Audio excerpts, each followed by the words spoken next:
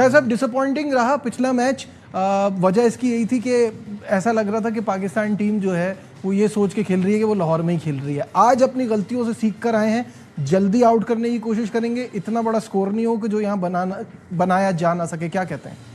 Toss अच्छा जीता सलमान ने पिछले मैच में, लिटन दास ने टॉस जीता था, लेकिन एक ही आम तासुर पाया जा रहा है कि बांग्लादेश की टीम रिलेटिवली बहुत आसान है, उसे हमें हराना चाहिए। Bangladesh is a different opposition, और जिस तरह अभी वो श्रीलंका को हरा के आए, श्रीलंका अपने मुल्क में बहुत स्ट्रॉन्ग टीम है। एक मैच उन्होंने 83 रन से हराया, एक मैच 8 रन से हराया, और लिटन दास जिस तरह से कप्तानी कर रहे हैं वो एक उनके लिए खुशकिस्मत हैं। पिछले साल उन्होंने वेस्ट इंडीज़ को हराया। तो बांग्लादेश की टीम रिलेटिवली इतनी आसान नहीं, और जब अपने यहाँ खेलते हैं तो उनकी पिचें दूसरे लोगों को इतना सूट नहीं करती जितना उनको सूट करती हैं। संडे को पाकिस्तान ने बहुत हाराकीरी की, अफरा तफरी का आलम था, एक आता था, दूसरा जाता था, दूसरा आता था, तीसरा जाता था, और 2-3 से ज़्यादा डॉट बॉल होती थी तो एकदम प्रेशर आ जाता था। सलमान आगा के ऊपर प्रेशर आया, हसन नवाज के ऊपर। हालांकि 2-3 डॉट बॉल पाकिस्तान का तो पुराना वतीरा है, सबसे अच्छी डिश पाकिस्तान की डॉट बॉल ही खाने के लिए है। तो वो प्रेशर लिया और उस प्रेशर में 110 ऑल आउट हो गए, तो वो जीतने वाला स्कोर नहीं था, और फिर बांग्लादेश ने इजीली उसको बना लिया। पिचेस इसी तरह की मिलेंगी बांग्लादेश में, इसलिए कि वो जिस तरह की सॉइल यूज़ करते हैं, 2 वेन्यूज़ पर उनके ब्लैक सॉइल होती है, 4 वेन्यूज़ पर उनकी रेड क्ले सॉइल होती है। और अभी उन्होंने 2 साल पहले एक रिसर्च करवाई थी पूरी अपनी जितनी भी पिचेस की सॉइल होती है, उसके बाद उन्होंने रीले की हैं सारी पिचेस। मीरपुर की पिच इतनी अच्छी नहीं होती, कंड्यूसिव नहीं होती, स्पिन भी होती है, लो भी रहती है, डबल पेस भी होती है, तो उस पर बड़ा देख के आपको अडेप्ट करना चाहिए। अडेप्ट नहीं किया पाकिस्तान। शाहिद साहब, ये तो आपकी बात ठीक है, ये हम यहाँ बैठ के ये बातें कर रहे हैं और इतने अरसे से हम ये बात कर रहे हैं। हमारे कोच जिनका इतना इंटरनेशनल एक्सपीरियंस है वो मैच के बाद कह रहे हैं ये किस तरह की पिचेज हैं। सलमान आगा कह रहे हैं कि हमें एक्सपेक्टेड था यही पिच होगी, तो कप्तान और कोच भी एक पेज पे नहीं है।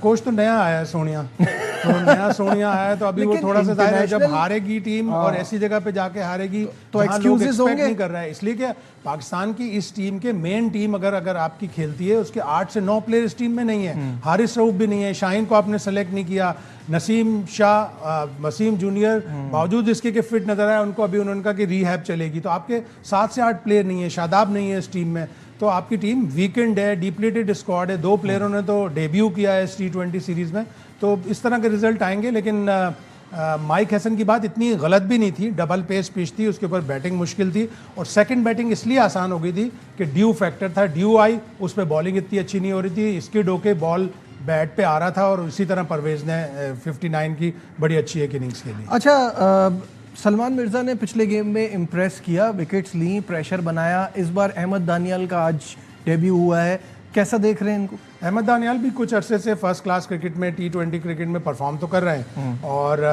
जिम्बाब्वे गए थे पिछले साल लेकिन अनफिट होकर वापस आ गए, बगैर खेले, तो चांस तो उनका बन रहा था।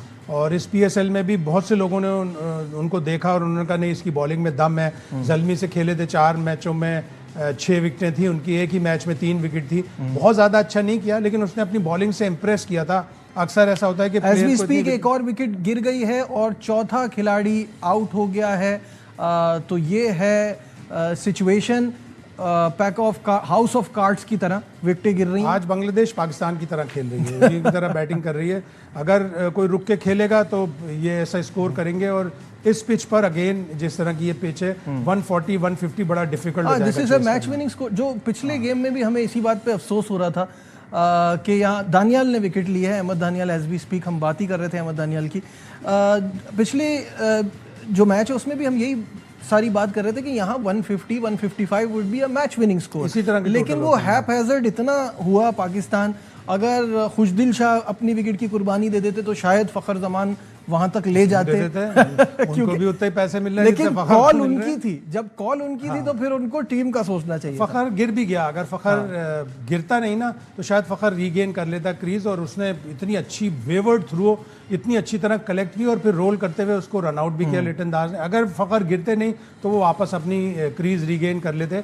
लेकिन कमाल है कि हमारे प्लेयर इतने अरसे से खेल रहे हैं, यस नो की कॉल, मत आना, रुक जाना, इस टाइप की कॉल, आपस की अंडरस्टैंडिंग नहीं है, जो कि एक बड़ा ड्रॉबैक। ठीक है।